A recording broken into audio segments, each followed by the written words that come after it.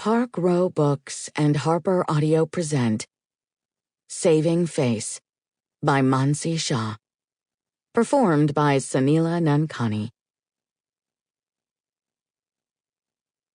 For Paulette Kennedy.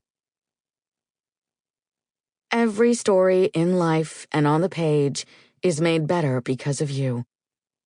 Thank you for being one of my root friends. Prologue. January 2002. Ami Shah stood over her maid, Monica Joseph, rifling through a stack of thick envelopes in her hand.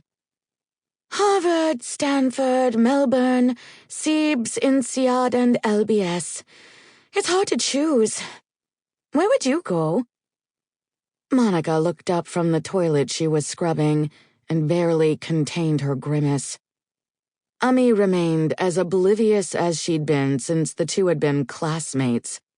Ami was from one of the wealthiest families in Singapore, and despite her mediocre academic record, especially when compared to Monica's perfect grades, it was Ami who had an entire world of possibilities open to her. I'm sure life will work out for you, regardless of which one you attend, Monica said, before turning back to her task.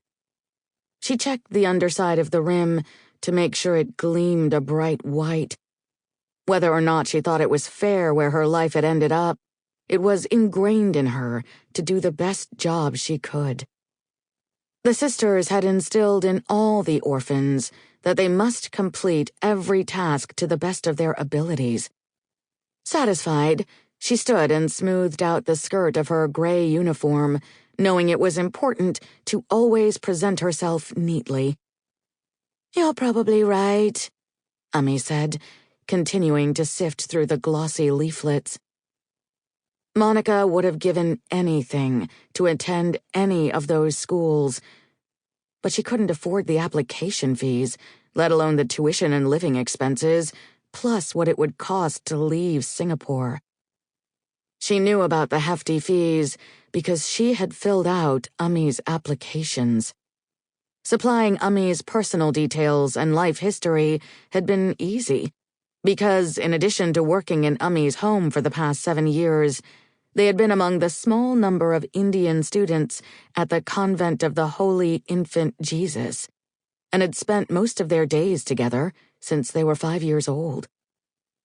While Monica had entered the facts of Ami's life precisely, when it came to the essay portions, some of Monica's own ambitions and dreams had spilled onto the page, allowing her to fantasize for just a few moments that the life at the end of that process could be hers. It would be nice to say I went to Harvard, Ami mused. The way people look at you when you casually say you went to school in Boston would be so satisfying, don't you think? Monica did not occupy the circles in which people said such things, but dutifully peered over Ami's shoulder at the shiny crimson leaflet as if there was nothing else she'd rather be doing right now. Given their long history and shared schooling, Ami sometimes treated Monica as a friend and confidant when they were alone, forgetting or ignoring, Monica was never really sure which it was, how different their lives were. Monica, however, never forgot her place. People at the bottom rarely did.